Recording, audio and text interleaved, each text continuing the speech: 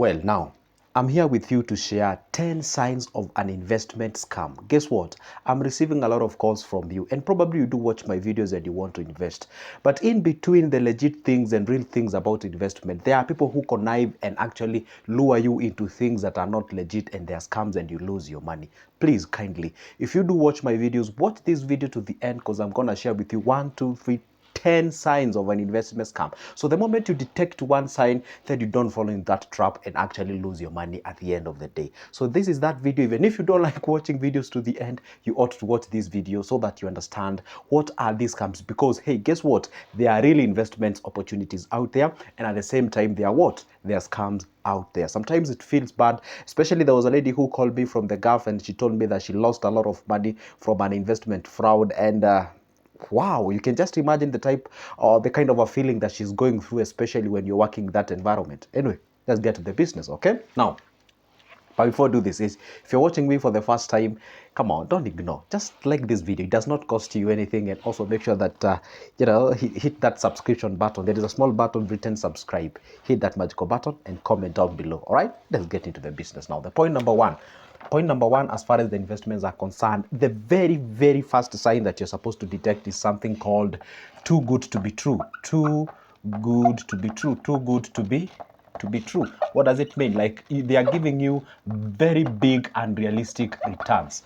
All right. For example, honestly speaking, there is a rule that we usually use whenever it comes to investments. I am not talking about business. I'm talking about investments. There is a difference between investment and businesses. Okay. Now, whenever you realize that they are giving, for example, we have a rule that says if you invest 1 million, if you invest 1 million Kenyan shillings, the returns should be 10,000 at the end of the month.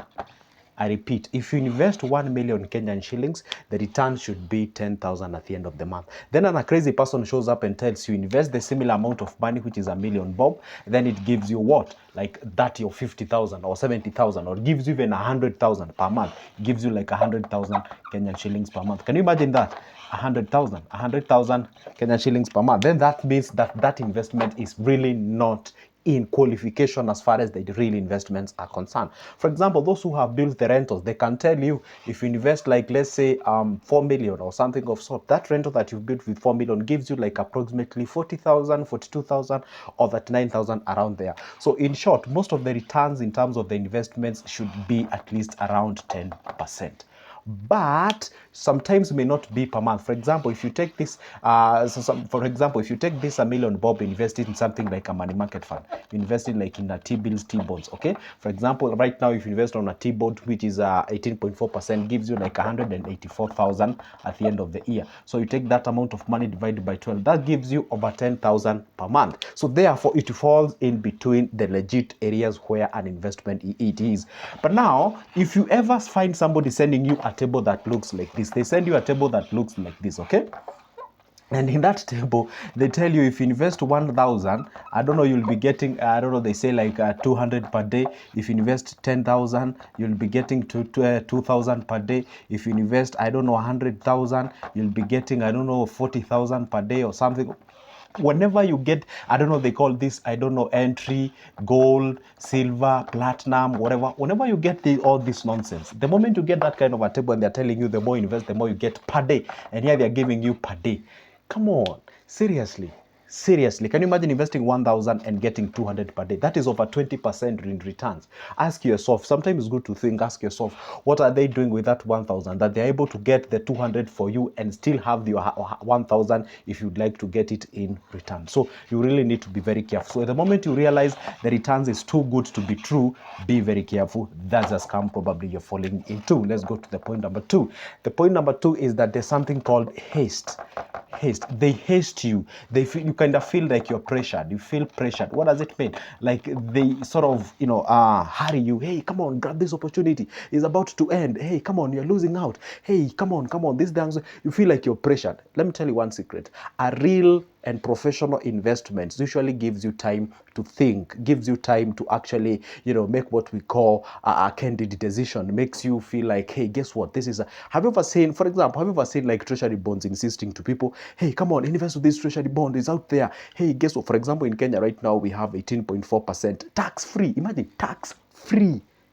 investment opportunity. But are you hearing any government talking to people? Hey, guess what, guy, Kenyans? Hey, go ahead, grab this opportunity. Hey, come on, you're losing up. Hey, come on. Hey, calling you each and every time, calling you and all. So if you feel like you're sort of pressured or something of sort, you're supposed to really ask yourself, between them and me, who is gaining? I repeat my point. If they're calling you each and every time, between me and them, who is really gaining? You get the thing? And some of these people may have a very legit investment, but the calling client each and every time, you can make yourself be questioned. So it is good to make sure at least, maintain that sort of a level of, what we call like, draw a line between when to call, when not to call, how to call, and all those kind of things. So whenever you feel like you're being pressured or feel pressured, you go ahead, grab this opportunity and all those kind of things. People are getting into your DMs, and if you're not acting out, they share some funny things, of which I'm going to explain to you as we continue going down. So if you feel like pressured, hey, kind of withdraw and tend to ask yourself, why is it happening? Number three, you find that there's something called public PR. There's something called public PR. If there are people who are very good at public PR, are people who are scammers. They front good cars, they front people who have won. They say, hey, congratulations so and so for winning this amount of money. Oh, congratulations, here we have our winners. This is his life, how this is the life. They share this kind of the life before, the life after, and those kind of things. The PR just to show people, what they're doing. They know you are greedy. That's a reality. And let me just tell you the truth. They know you are greedy. And a lot of people, that's how they are, especially these young people. They just want to be wealthy and rich as fast as they can. They don't want to respect the time. They don't want to respect the formula of becoming wealthy. It is never an event. It's usually a process, all right? Because this generation, is it called an oven or microwave generation or something of sort, where they want just to press anything and everything works for them. So, for example, sometimes I receive a DM and someone tells me, hey, good Joseph, thank you very much. I do watch your videos. I love them. By the way, I have 20,000 BP on my account. Tell me how I can make it a million bob at the end of the year. And I'm like, what? 20,000, you want to make it a million, Bob? I mean, seriously, your brain is, how can I even frame it? I mean, your perception as far as the investment is concerned is broken. That is not how we approach life. Otherwise, can you imagine if I want to scam that guy, I tell him, oh, you want to make a million, Bob? Okay, fine, do this. Okay, send me 10,000, then I'm going to... Probably the guy want to do that. So the moment you approach me on that basis, I tell you, sometimes I even disregard you. I don't even reply your text. I just ignore and probably even block you. Or if you find me in a good mood, I just tell you your broken mentality as far as the investments are concerned. Go fix yourself, then come back. That's the reality, because that is not how you what do we call you perceive investments. Okay. Now, see, when they offer this public PR, and then maybe they text you on WhatsApp, somebody in a very nice suit and such kind of a thing, elegant, and be very careful whenever they post those kind of things. Okay, by the way, real wealth is hidden. People don't sort of, what do we call it, flows out there and show it public and something of sort. Okay, number four is actually unregulated, but they claim to be. They are unregulated, but guess what? They claim to be regulated. They claim to be. For example, they send you some certificates, and that's what they're doing nowadays. Whenever you doubt their existence, they send you like, certificates. They're regulated by Nairobi County Council. They are regulated by this and this. They're regulated by this body. They tell you like 6 certificates, and whenever you look at those certificates, they appear legit and good. Let me tell you one secret. If maybe they're saying that they are regulated, for example, if it's about betting. For example, if you get into something like a Bitcoin or something of sort, ought to be regulated by sort of, maybe let's say, Capital Market Authority of Kenya. So whenever they say they are regulated, that body that claims that they are regulated by, go to that body official website. This is where I usually feel bad, and I feel sometimes I can whip some people, because they know you are lazy. You don't love to go and do your own research. Whenever they say that they claim they are regulated by a certain specific body, they send you the certificate. It's okay. Sometimes it'll be hard for you to kind of sort of justify whether the certificate is a legit or it is a forge. But do this. Okay, they say, okay, you are a betting size, you are a betting firm and what have you. So that ought to be, for example, if you come from Kenya, if you come with an investment about betting, you must be regulated by BCLB, that is Betting Licensing and Commission, whatever board. Go to that website. Go search that company. If you don't find it there, then that's a forged certificate. If they claim they're regulated by Capital Market Authority of Kenya, go search against that. If it's a SACCO and they're telling you they are forming a SACCO, does this, a SACCO in Kenya must be regulated by a SASRA. Go search SACCO in a body called SASRA. Go to YouTube, search that body, and then search that company. If it is not there, therefore all the certificate that they have sent you, that is it. Okay. And if you maybe say you are in Nairobi, go to that county council office where they've claimed that they are regulated by. Go claim, go ask. ask, hey, I've been forwarded this. By the way, is this a real certificate? Because whenever it comes to investment, it's never an emergency. Don't just be sent something, it's okay, wow, they sent me a certificate. You know, and you guys who are sending me DMs and telling me, hey, Joseph, can you authenticate whether this is a legit company? Don't send me those kind of things.